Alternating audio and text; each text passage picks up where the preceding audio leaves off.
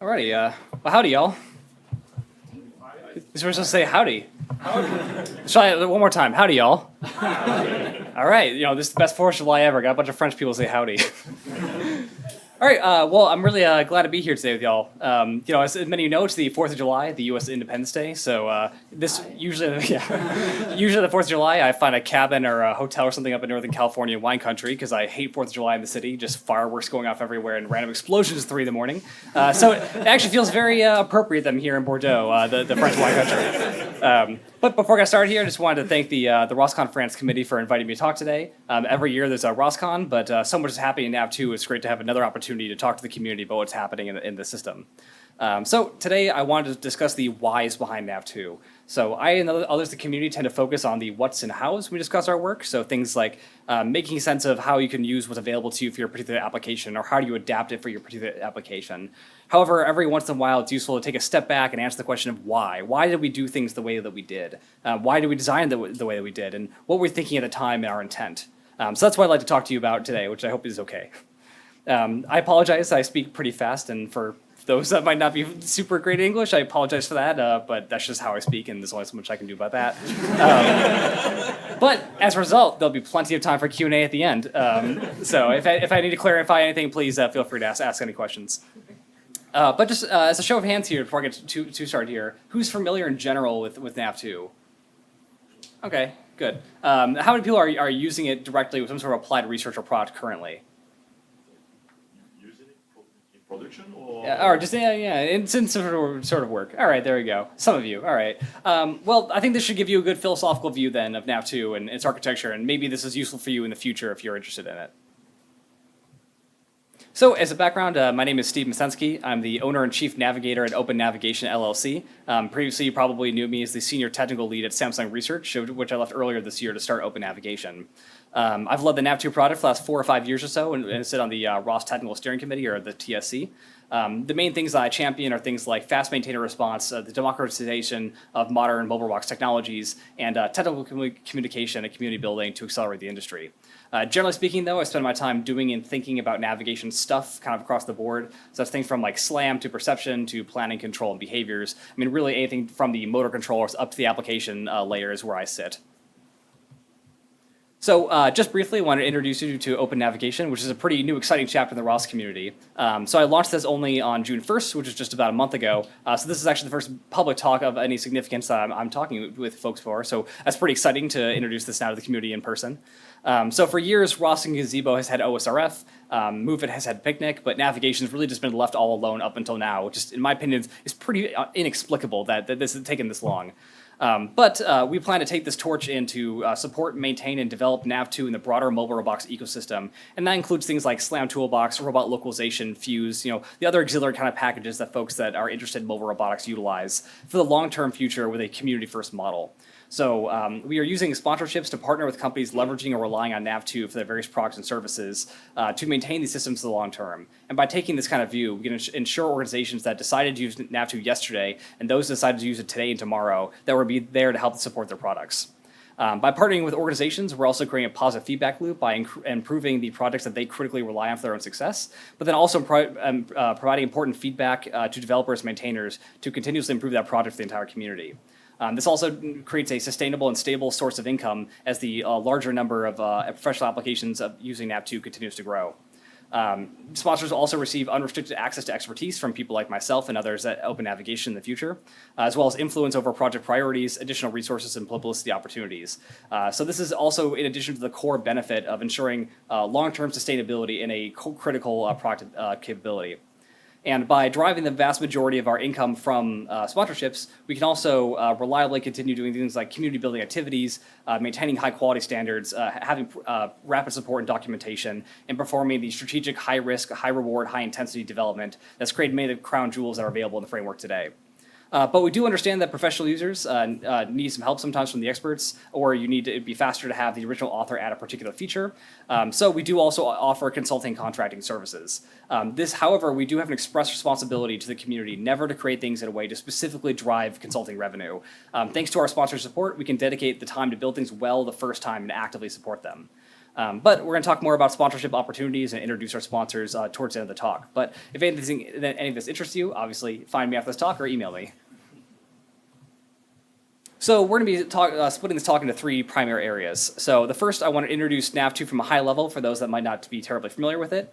After that, we're going to use that understanding alongside design principles and requirements to motivate the architectural elements of Nav2. And then finally, we'll be talking a bit about the community and the future of Nav2. But just to be clear, this is not going to be an extensive walkthrough of capabilities and features. I'd recommend reviewing our documentation at navigation.ros.org or finding my ROSCon 2020 talk, which goes into more details about the what's and hows of Nav2, so to speak. But yep, let's get started here. So Nav2 is an open source product quality mobile robotics navigation framework that was redesigned from the ground up from the original ROS navigation stack. So ROS2 gave us this nice clean break to restart with the current state of technology and develop for the new modern robotics world. It uses highly configurable behavior trees inside the BT Navigator server to define the navigation logic that you can customize for your various needs to create desired behaviors. Each of these nodes in the Nav2 is an independent action server, where the BT Navigator is just that main server orchestrating the individual tasks to create the emergent navigation behavior. These are things like docking, computing global path plans, computing control efforts, smoothing paths, and much more. These task servers can be reconfigured, removed, or expanded upon to create new custom primitives. So for example, if you need to manipulate an object on your robot, you might want to add a new task server that can be integrated inside the behavior tree to create an integrated mobile manipulation type task. This is very easy for you to do. We even have documentation to help you with these kinds of expansions. Nav2 also has a massively growing set of features, algorithms, and plugins, which are far in excess of what was available in ROS1 or even any other similar frameworks. It's already being used by 100 plus companies worldwide, from anything from logistics and agriculture to oil and gas exploration, mining, security, vertical farming, cleaning, and a lot more. But I do think it's useful here, even in a quick overview, to take a step back and let's take a deeper look at the execution model, the behavior tree navigator, for those that might not be too familiar with behavior trees.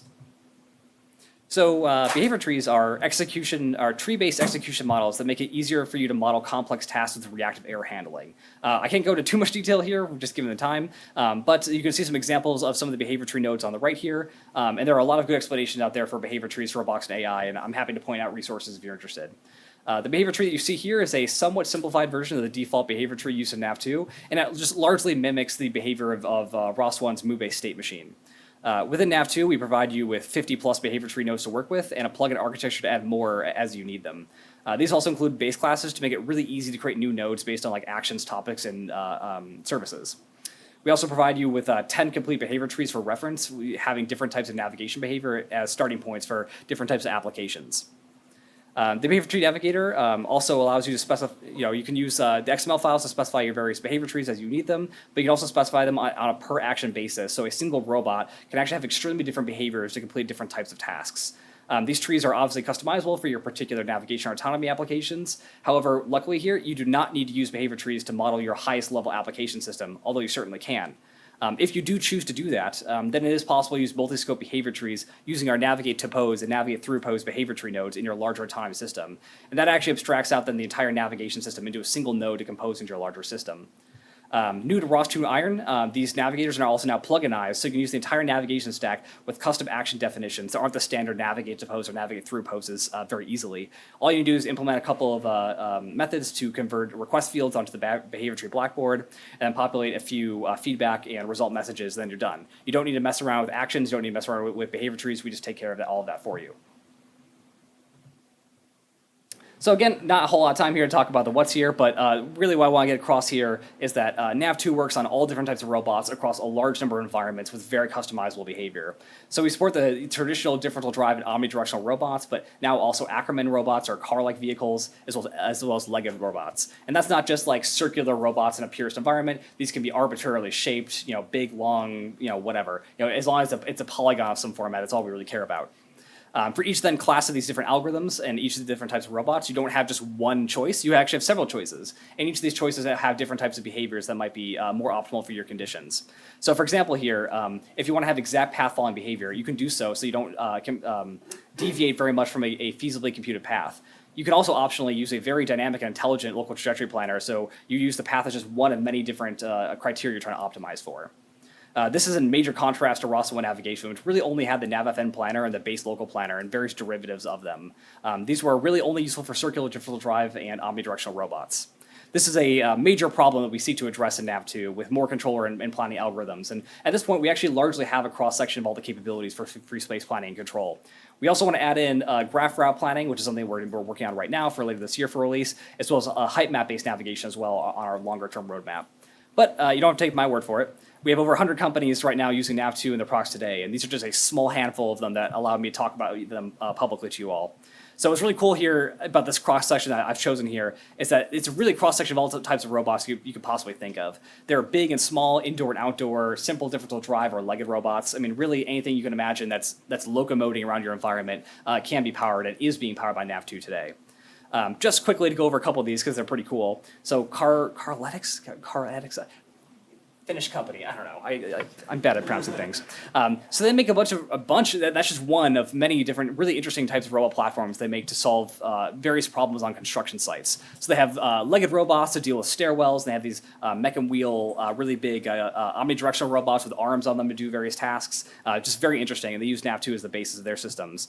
Polymath Robotics creates safety-critical navigation systems that are very easy to use to automate machinery in mining, agriculture, and other very heavy industry type things by non-experts that don't have to be a professional robotics engineer to use them.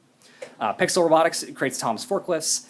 Fresh Consulting uses Nav2 on their Ranger mini robots. Firefly uses Nav2 to automate these really big lawn mowing robots. Dextery uses almost all the latest and greatest advanced features that Nav2 has to provide for warehouse inventory analysis. And the robot actually is 12 meters tall, Guillaume can probably attest to over here. That has a really big expanding boom, super cool. Very cool application. Then we have Seasony, who's a long-term Nav2 advocate, and they're using it for vertical farming applications. And then Talos, formerly known as Maybot, using swarms of cleaning robots to clean hotel and hospitality environments. All right, I think it's a pretty good overall primer on Nav2 in general. It's a really powerful framework, and it really is changing the way the industry is operating today. From here, I want to introduce you to some of the design principles and requirements behind both ROS2 and Nav2. And then from there, we're going to go into more detail about them in context of Nav2's implementation. So if you've read really anything on design or about ROS2 design on design.ros.org or any just software design principles in general, these ideas will probably look pretty familiar to you. In the center here, we have our design principles, and off the side here, we have some of our key requirements. So most of you as ROS proficient users probably understand most of these intuitively, so I'm not going to spend too much time on this. But distribution is the principle that we should develop our complex robotic systems as a number of independent subsystems. Abstraction tells us to create interfaces, so we need to concern ourselves with implementation details to use a particular capability. Asynchrony is the general principle motivating ROS's event-based design. Using different components in a robotic system are going to execute on different events or with different natural frequencies depending on their applications. So each are triggering an appropriate callback, whose output then might trigger another callback, so on cascading. And then modularity is pretty intuitive for anyone that uses ROS. This is just making sure that different subsystem components can be easily swapped out with other implementations without disrupting the broader system. On design requirements, these will look pretty familiar to you as things that were challenges in ROS1 that ROS2 is specifically designed to address. So ROS2 is to offer best-in-class security, work well on embedded devices with real-time performance, operate outside of perfect networking environments, so you can do things like caves, aerospace applications, or even just warehouses which have notorious dead zones all over them. Also, we want to support multi-robot communications for the growing applications of those technologies. And finally, be ready for real-world products, which I hope from a couple slides ago I don't have to convince you very much here. So Nav2 builds on top of these and throws in a few more key principles and requirements specific to our needs. So many of these generally rhyme with the previous things in ROS2, but they have slightly different meaning in our context. So extensibility motivates that we want to make sure that the everyday user can adapt Nav2 to add previously unplanned features to their systems for their particular needs. Quality makes us consider quality metrics at all steps of the project. So that's things from documentation quality to objective software quality metrics like performance analysis and testing. Finally, reconfigurability establishes the idea that we want our subsystems to be massively reconfigurable so that we can be applied for any number of different robot applications just by specifying the appropriate parameters.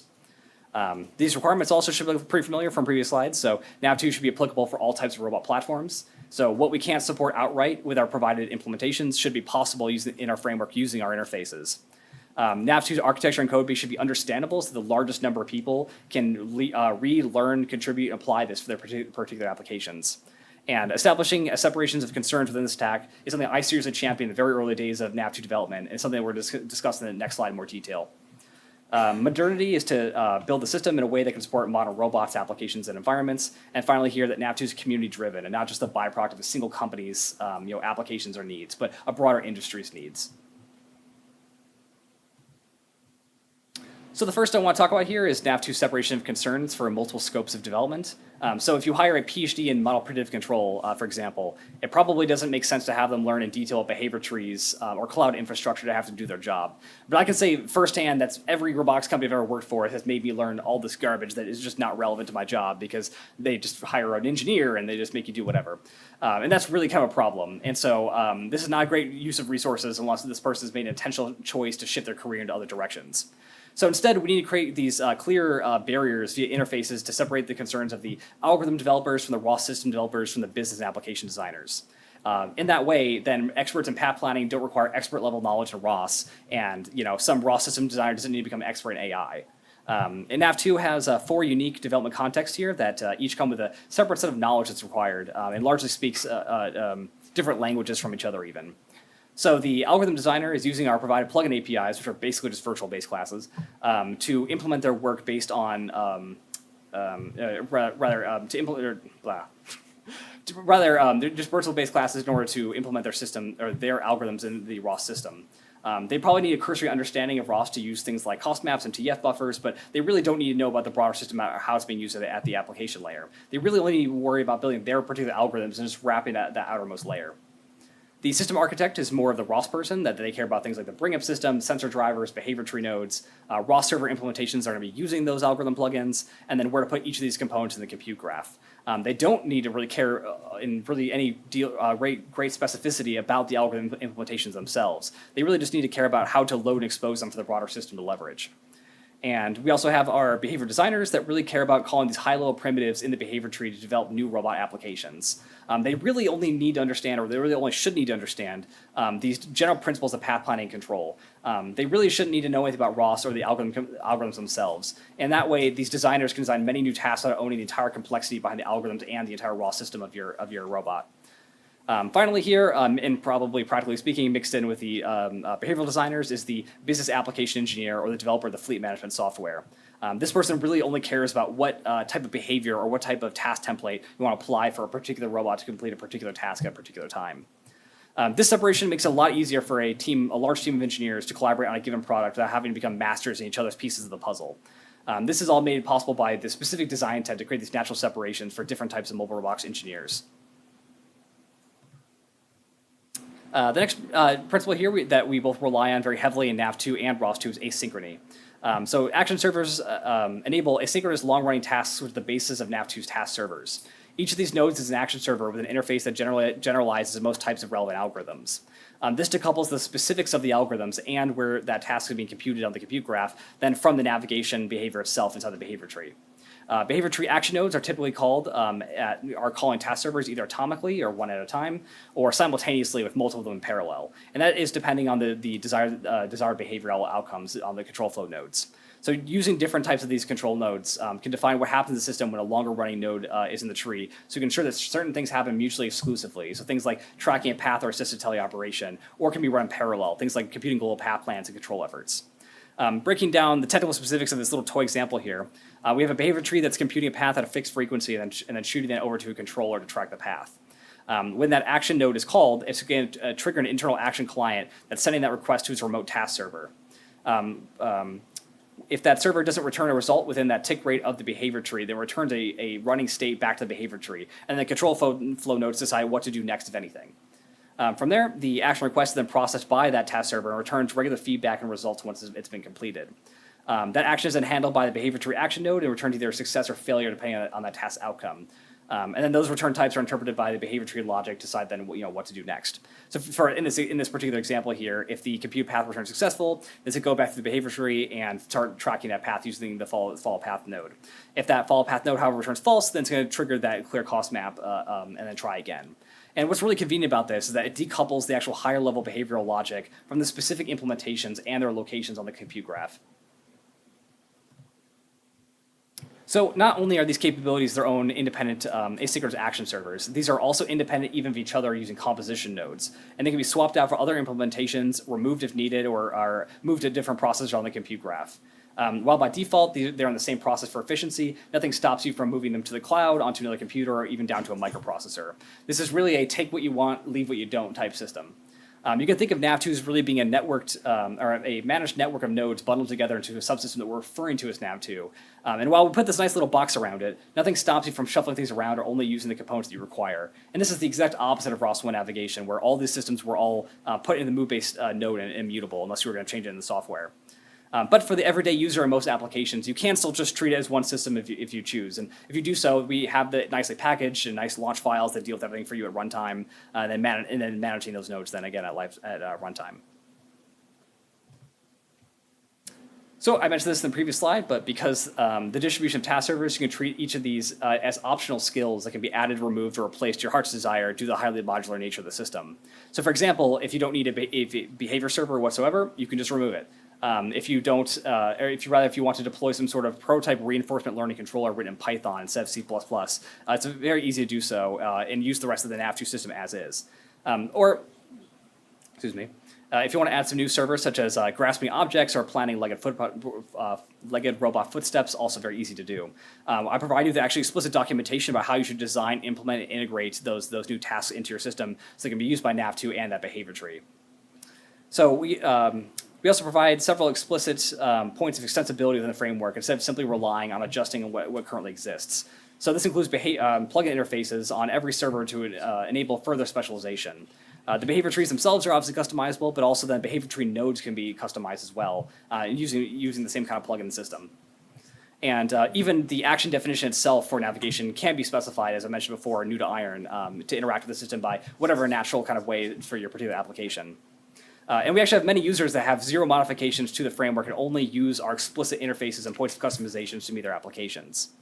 So this slide is mostly on modularity and extensibility for customization, but it's also important to mention that a lot of our users just use a lot of our capabilities out of the box. Our implementations are very reconfigurable with a broad range of applications that meet most users' needs with just a little bit of tuning and no actual programming. So that leads into reconfigurability, which is an important design principle that we adopted and continues as the ROS1 navigation stack. So it's incredibly powerful to have a few core implementations that are really well made and parameterized so you can apply to a broad set of situations. So the ROS1 nav stack is actually a great example of that, doing that as well for the last 10 years or so, up until only relatively recently with Nav2. So Nav2 continues to have all of its developments be completely parameterized. We have no hard-coded values or magic numbers you'd ever want to change for your particular application. We have nearly 1,000 individual parameters to configure Nav2 to be applicable for most different types of robot mechanics, sizes, shapes, dynamics, behaviors, environments, yada, yada, yada. And we also provide you detailed configuration guides with descriptions of each of these parameters and examples on navigation.ros.org to help users configure and optimize each of the servers and algorithms for your application. The figure here, which is apparently not loading. That's unfortunate. Well, this is a video of the MPPI controller, so if you just trust me, there's a video here. I made about 6 demos in about 15 minutes using the MPPI controller, where I just changed a few key parameters around, and I was able to have it create extremely different types of behavior, whether extremely fixed to a path or very dynamic, only going forward, allowing bidirectionality with reversing. All this I did about 15 minutes pretty trivially, and that's just a testament to essentially how reconfigurable the systems are in Nav2. And the MPPI controller, which would have been here, is just one such example of that, and that this is a unique algorithm in that respect. All of them are this way. Oh, it's just none of my videos working. I'm sorry. Nav2 can whatever. This was just showing our documentation, which go to navigation.ros.org on your phone, you get the same thing. Nav2 also has following the best practice in ROS2 in terms of styling, QA, ABI, and API, stability processes on release distributions, and so on. So I've actually received audits from OSRF staff to ensure that we're using the API in the most recommended way possible. So our entire code base is actually a single best example of using ROS2 APIs. We also develop all of our new capabilities on ROS2 rolling branch, which are backported to release distributions periodically after some baking time. We also only backport features which are API and ABI compatible, so we don't break any of our deployed users that rely on that for their particular customizations. All of our packages contain extensive documentation, including tutorials and configuration guides. Additionally, most of our algorithms actually today, at this point, I think as of last week, have peer-reviewed and published papers in top conferences and journals describing how they work. We also have a major focus on code quality and runtime quality as well. So Nav2 uses a centralized lifecycle manager server designed to deterministically bring up and shut down the stack, deterministically and safely. Crucially, we also have a watchdog that is actually tracking the stats of each of these servers, and if one should crash or deadlock, we bring down the entire system to a safe state in less than 100 milliseconds. We also have 91% unit test coverage, and all new packages in the stack since 2021 have required at least 90% unit test coverage to be considered for adoption. And most packages actually have ended up about 95% or more. So as some of you may have noticed here, there's some less than ideal spots in our code coverage graphs here. Those are AMCL and COSMAP 2D, which we inherited from ROS1 and did not have a whole lot of test coverage at the time.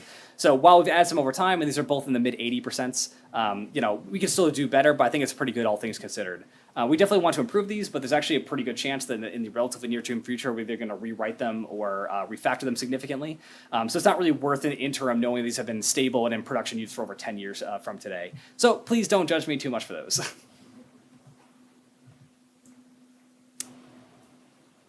As a general design requirement, we're also trying to move towards modernity and supporting all different types of robots. So in terms of all major types of robots and behaviors, I think we've actually officially achieved that as of 2022 with the release of the State Lattice Semantic Planner and the MPPI Trajectory Controller. So though we know that there are some exotic types of robot platforms out there or new things are going to be in the future, so our interfaces are specifically generic so that those can be integrated as needed. We have support for all of the classical types of robots of any shape or size. We discussed that already. I don't need to hit on that anymore. But it is worth mentioning here, though, that if you do have a circular robot, we do have optimizations made in all of our algorithms to reduce the compute there as required. But if you have all of them also work with non-circular robots as well, just higher compute. So beyond the traditional planning control algorithms, we also have support for navigating through a series of hard pose constraints, GPS and Cartesian waypoint following with task execution at each, new velocity and path smoothers, collision monitoring, Python API, key-bound speed zones, sonar processing and noise removal, assisted teleoperation, and just a bunch of new features. So this slide's just to say we got a bunch of new cool stuff, and you should come check it out. And this is constantly growing with contributions both from the community as well as leadership from Open Navigation. Alrighty, well, just for the last few minutes here, I wanted to switch gears and talk more about the Nav2 community and the future. So the Nav2 project has been community-driven and welcoming community involvement since its first day. So we want to empower our users to take ownership for their own success and contribute back their changes. This is an effort to re-centralize mobile box technology development that was previously siloed after the close of Willow Garage. By working with the community, you have access to peer review techniques that go through a really stringent quality control process to ensure that they're up to snuff for a broad range of applications. Being involved also allows you to share updates from the community that many others are contributing, but this really only works if we all collectively give back to create a positive feedback loop of shared ownership and responsibility. Contributing to Nav2 ensures that you have many more eyes in your code than previously to help improve or fix or optimize it, as well as reducing your personal technical overhead to maintain it while increasing its reliability by its use and testing on other types of platforms. So in exchange, my role here is really to be a proactive facilitator for contributions and rapidly respond to issues and review contributions to the community to ensure that everything's integrated in a timely fashion, but still with high quality standards. Typically, I respond to a pull request within 48 hours or so, let's say. I said one business day here, but it's 48. Let's say 48 hours. And it's not really all that uncommon actually to have tickets filed, a lot of comments go back and forth, and a pull request, and have that be merged in within 3 days. That's a pretty common thing to occur. That allows us to facilitate contributions from companies that are either on a tight schedule and providing a good experience for them so that they don't actually privately fork the code base, instead continue to contribute back to the project over time. Our working group meets every two weeks on Thursdays at 2 p.m. Pacific Standard Time. And this is a good opportunity to come by, say hi. I definitely recommend anyone who's even mildly involved in Nav2 to come to these meetings. We discuss a lot of good updates, and it's a great place to ask questions or see how you can get involved. But in summary here, if you're interested in getting involved, we have many ways to do so. So emailing me is one way. We also have a Slack group, which there are invite codes on our README file, the working group meeting, which you can find on the ROS2 TSC calendar, and then obviously the issue tracker. So I suppose one other way to get involved is through sponsorships and partnerships. So these are companies that have stepped up to partner with Open Navigation to keep Nav2 and the ROS mobile box ecosystem humming along for the long-term future. None of this would be possible without their support for open source in the ROS community. So Dextery is our first platinum sponsor. They develop robotics and AI-based logistics solutions for warehouse inventory management. So using machine learning with their really cool big expanding boom robot, which you saw on previous slides, they enable data insights about stock location, efficiency, and identify areas for process improvement. They actually use a ton of the latest and greatest features in Nav2 to build a product, and it's a very close collaborator. Polymath Robotics is a silver sponsor creating simple-to-use safety-critical navigation systems for industrial vehicles. So they convert some of the heaviest machinery found in places like mining, forestry, earth-moving agriculture, and shipyards into fully autonomous robots.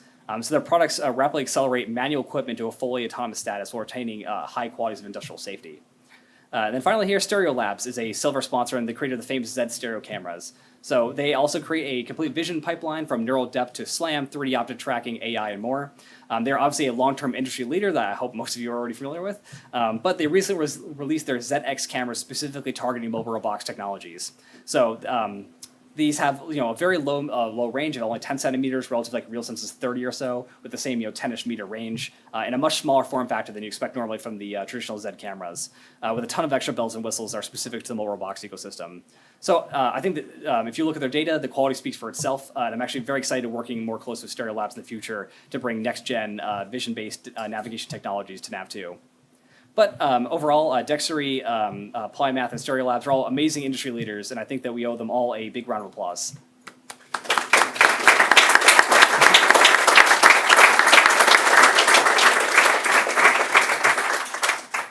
That said, Nav2 still needs your support. So we're looking still for a couple more sponsors to join us to help support the Nav2 mobile robotics ecosystem to fuel your business's success.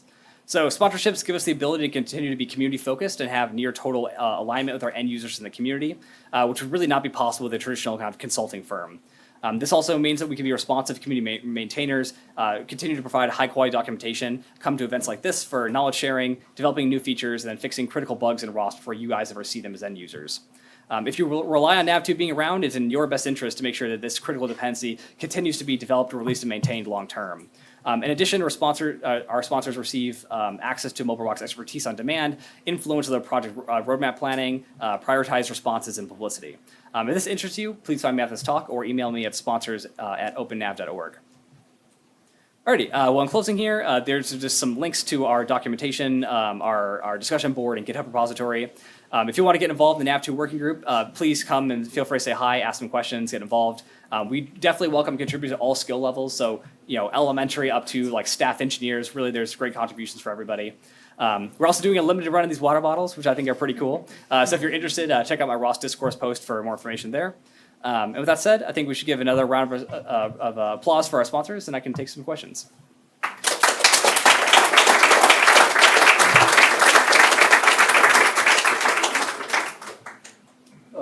Any question? Don't be afraid to talk in English. I also have bribes for people asking me questions, so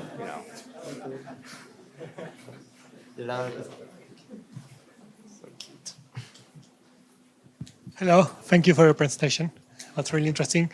From my point of view, sometimes I have a hard time trying to, how can I say, to determine how many resources do I need in order to make my robot to do a navigation task, considering ROS from the very beginning, plus all the sensors, camera, LiDARs, distance sensors. So can you provide us kind of the estimation of what type of resources and the amount of resources we need in order to do a good navigation algorithm? I like your question because I actually had a slide on that I had to cut for time. But yeah, so I've done some consulting work with a couple companies that were basically using the equivalent of a Raspberry Pi for their robot, and they hired me basically to set up Nav2 on it, which I was very skeptical of. And it actually worked out very well. So they were processing an RGBD sensor, the Intel Real sensor, whatever, at the reduced rate of I think 15 hertz or so, along with a 2D LiDAR scanner,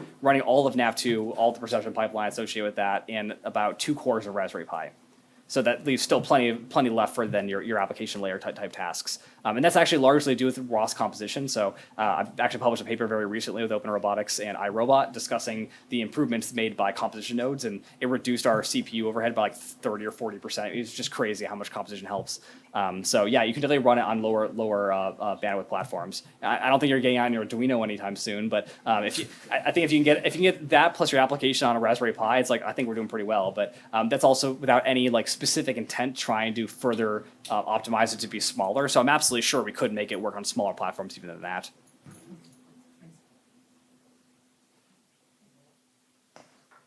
You have time. Related to the previous question, does it work with microcontrollers like microROS? I don't know. Honestly, yeah. Yeah, not something that we've tried. Not something we've tried. S'il y a des questions en français, on peut traduire aussi. Oui, faut pas avoir peur. Et Olivier, après je te passe. Excuse-moi.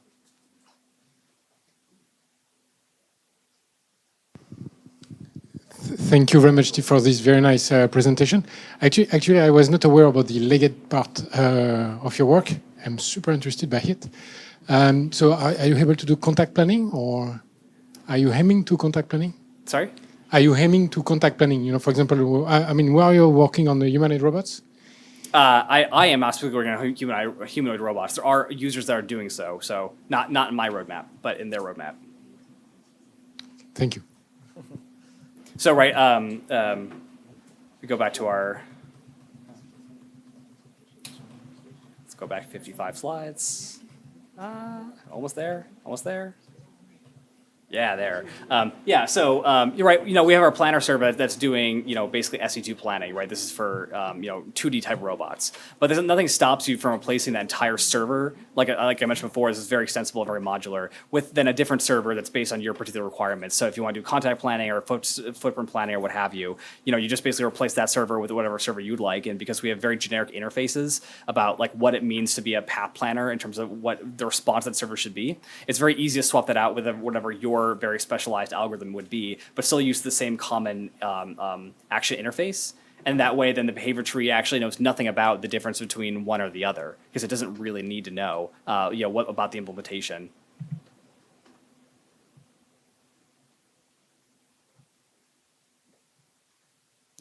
So thanks a lot for your presentation. One question about 3D LiDARs. Do you have something to handle them, or are you planning to do, I don't know, an AMCL 3D for such Yeah. a task? I have plans for everything, but yeah. So one of the more serious things that I'm going to be working on the next, let's say, year or two, is a redesign of a design of a localization in SLAM framework. So where it's like, hey, like here's our pluginized backend, our pluginized based scan matcher, our pluginized loop closure, you know, module, all that kind of stuff. So that it's very easy for you to, you know, plug and play what you need. So by default, we'll set it up so that there's something like an AMCL available, but then we can expand upon that to create more, use either different types of sensor models or use different types of, you know, particle filter, resampling mechanisms, so that you can create some of the more advanced methods that are out there available today, but do so in a way that isn't just like, I spent all this time making this thing and then 5 years later it's out of state of the art and now worthless, and you know, that way it can continue to live and grow over time. So yeah, that would definitely be something where, you know, someone can either contribute a 3D scan or 3D LiDAR based scan matcher that would enable that into the platform. Or even just I do it myself. I don't know, but yeah, it's certainly on the table. And many people have asked about that, so yeah, it's something on my mind.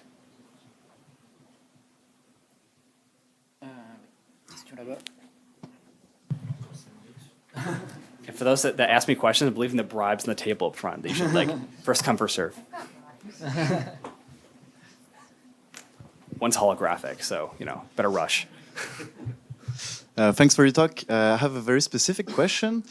Does it run on nodelets for efficient memory allocation and transfer? And also, do you have a specific framework for GPU computation for the navigation framework? Yeah, so we don't use GPU. Primarily because we don't need it for most things. I mean, really, there's two things that could really benefit from it, right? The local trajectory planner and the localizer could benefit from it. Realistically speaking, something like AMCL uses like less than 1% CPU, so, you know, whatever on that. The trajectory planners, yeah, actually that would be a pretty big optimization possible to make. However, I want to make sure that anything that's being put in the stack is vendor agnostic, and like, you know, NVIDIA is always trying to get your claws in your project to make sure that, you know, everyone must now use their stuff, and I find that to be unacceptable. So unless, you know, whatever we add to the stack has a CPU only and a GPU enabled technology so that, you know, users have that selection to use either one. I don't want to create capabilities that are, you know, really core that people need, but then also then forcing you then to buy, you know, a particular vendor's GPUs to use them, or even, you know, that your robot has a GPU, which, you know, many AMRs do not, and probably will never have GPUs, just given the cost model of that particular application. So where it's possible, I'm totally not against having GPU implementations for those that can use it, but it's always going to be a strict requirement that there is a you know, vendor agnostic either option or implementation available, so that, you know, anyone has the ability to use that same type of feature.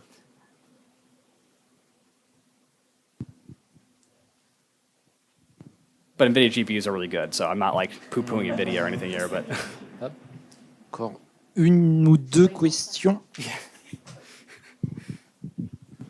Yeah, sure. Does it fit in the VDA 50/50, please? sorry, I didn't catch that. VDA 50/50, do you know it? I mean, I'm familiar with the standard. There are adapters that folks have created actually already, so I just haven't felt the need to do it because others have done it for me.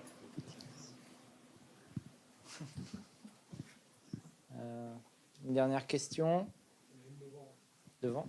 Oui.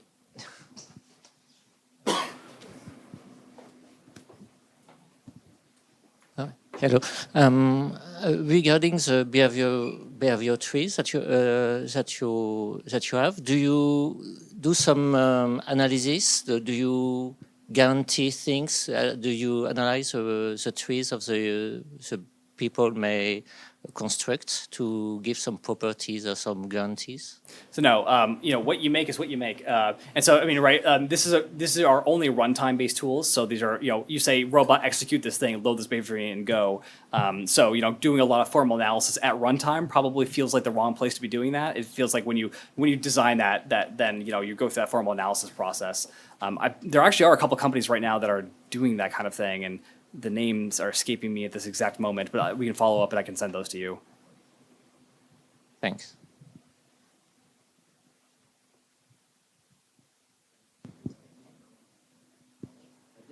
I might have to put more bribes up. You say you wanted to integrate more vision-based navigation inside Nav2.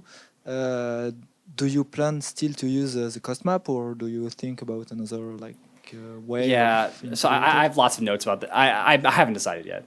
I think is the long answer, short answer. But so having something that's cost map E will always be around because it's just very useful for 2D like environments. And there's, you know, as many as environments are not approximatable as 2D, there are those that can be, and obviously we want to have those optimizations wherever possible. But I also want to expand the ability to use things like height maps, so you can actually be in, like, you know, more urban type terrains or, you know, in unstructured environments, that kind of thing. But then also then having the ability to use just more just like pure vision type solutions, you know, where you're just basing things on like specific discrete detections based on, you know, whatever kind of AI system. So my current thinking, which is subject to massive change in fluctuation, is to have basically a height map based solution and a cost map based solution, which both then have the ability, very like tightly integrated capability to deal with, you know, vector map type information coming from like AI based outputs, either from detections or actual like you know, predictions and tracking and that kind of thing. So that way you still have you can still use your buffering of data for information you don't know what it is, right? Because you don't detect every single different thing under the sun using AI detector, and so it's still useful to have that backup of, you know, buffering that raw depth data. But then you also then can leverage, you know, modern AI techniques to be able to use that in your framework much more natively. Thank you. Thank you. Just as an example, we have used Nav2 with Octomaps for an underwater vehicle. So of course we had to, well, not all the nodes could be used directly, but it's possible to use the overall architecture. So thank you again. Thank you again. Thank you, Steve.